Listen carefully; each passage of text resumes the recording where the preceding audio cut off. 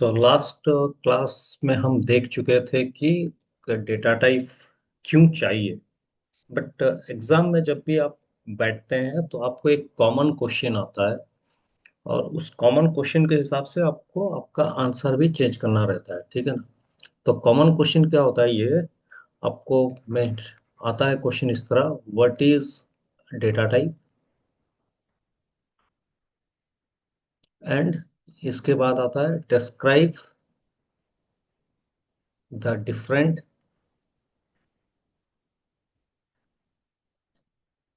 Data types present in C language. ठीक है, ये आंसर जब भी करेंगे हम, ये एक थ्योरेटिकल आंसर है। तो डिपेंड करता है कि आपके एग्जाम में कितने मार्क का क्वेश्चन दिया हुआ है। अगर ये 2 मार्क का क्वेश्चन है, आंसर कितना लिखना है। 4 मार्क का क्वेश्चन है तो आंसर कितना लिखना है। ये लॉन्ग क्वेश्चन है तो आंसर कितना लिखना है, ये डिपेंड करता है। तो इसके लिए यहाँ पे हम जो भी डिस्कस करेंगे, पूरा डिस्कस करेंगे एज अ लॉन्ग क्वेश्चन के हिसाब से। और कभी कभी आपको ये इंटरव्यू में भी पूछा जाता है कि डेटा टाइप्स कितने टाइप के हैं, ये सब। तो मेरा सजेशन ये होगा कि आप आपका पेन पेपर यूज कॉपी लेके बैठे। तो यहाँ पे हम जो डिस्कस कर रहे हैं साइड बाय साइड आप भी लिखते जाइए, ताकि आपको समझने में इजी हो और पढ़ने में इजी हो। और हो सकता है कि ये थोड़ा लेंदी हो जाए। तो इसके लिए स्टार्ट करते हैं पहला क्वेश्चन, पहला टॉपिक से, व्हाट इज डेटा टाइप। ठीक है ना। What is data type. तो मैं यहाँ पे एक डेफिनेशन दे रहा हूं। In C programming, a data type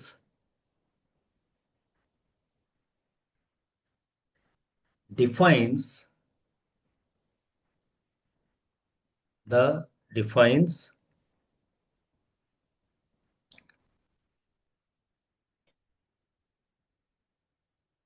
defines में चेंज हो गया, the defines the type of data, a variable, the type of data a variable can store, a variable can store, such as number, character और decimals। ठीक है। इसके साथ साथ हम इसमें और भी लिख सकते हैं, it determines, it also it also determines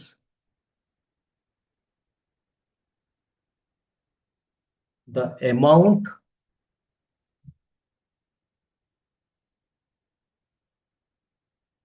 of memory allocated for it, and the operations that can operations that can be performed on it, that can be performed on it। ठीक है। तो ये एक जनरल डेफिनेशन है। तो हम क्या बोल रहे हैं, in C programming a data type defines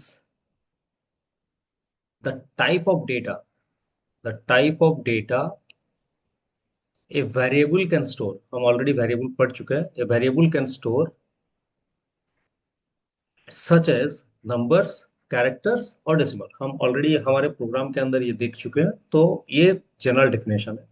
तो हो सकता है कि आपको ये बात थोड़ा समझ में नहीं आए। It also determines the amount of memory allocated for it.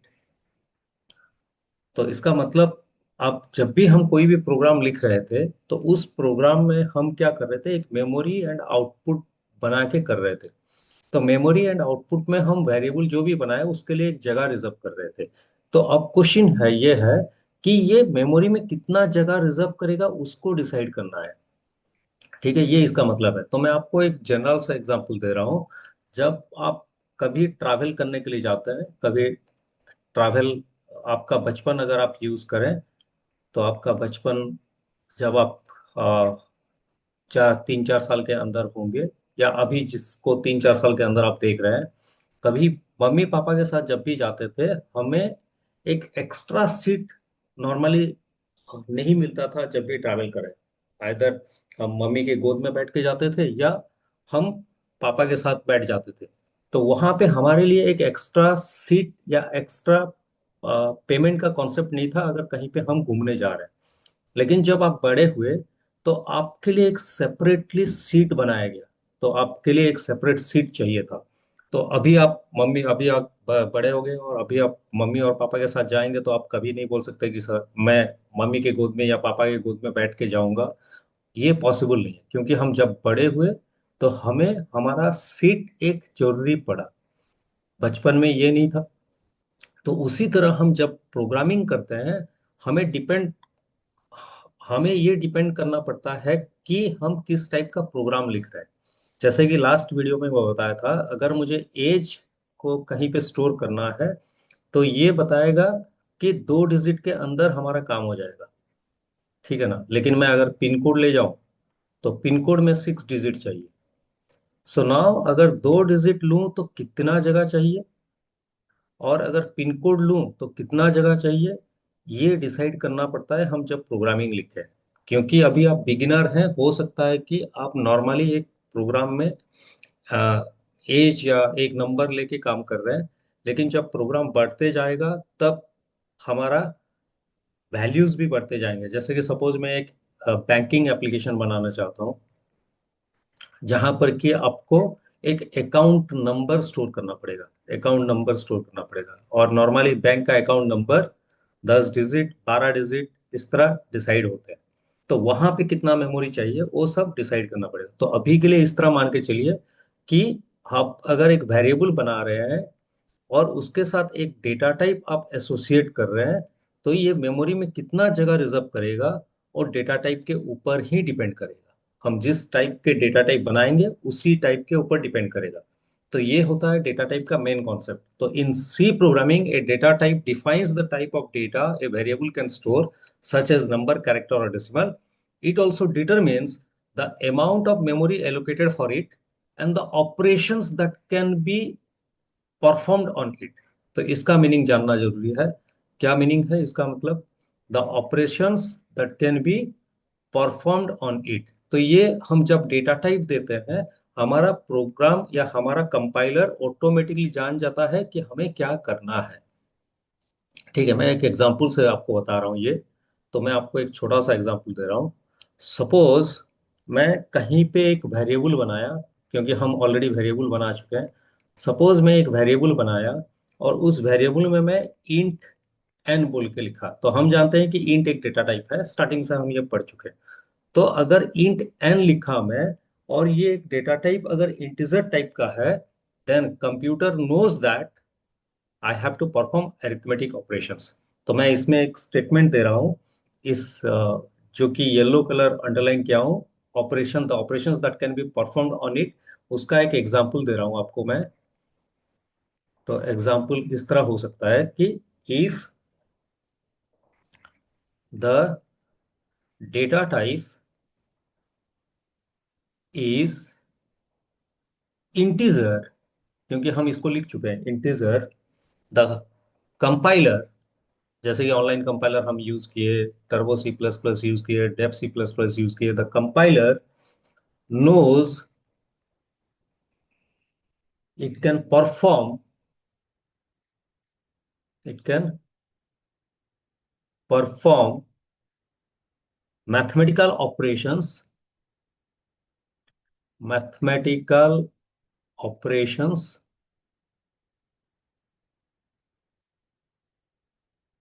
Like addition, subtraction,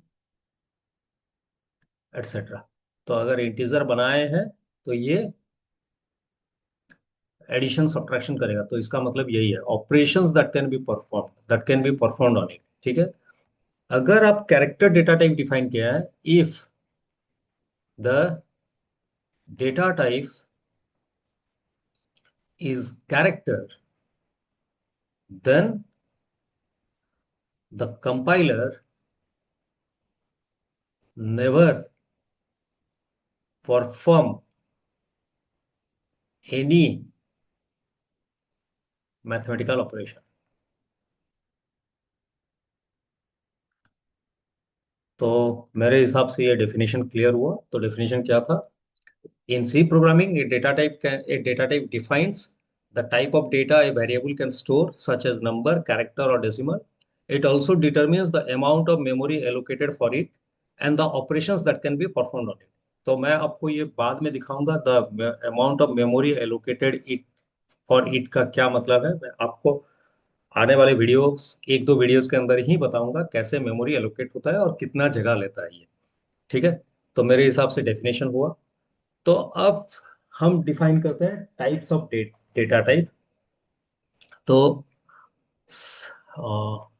types of data type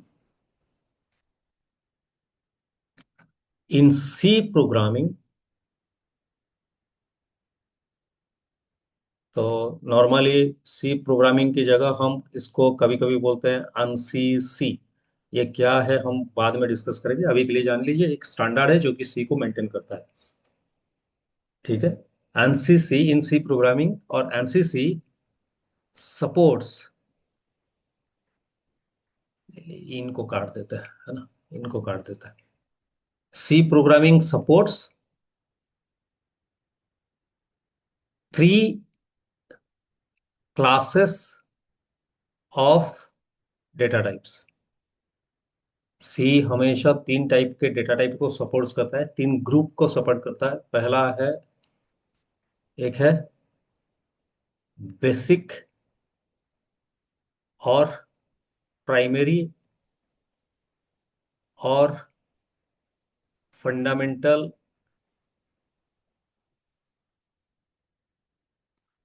data type. ठीक है। सेकंड है आपका डिराइव्ड डेटा टाइप,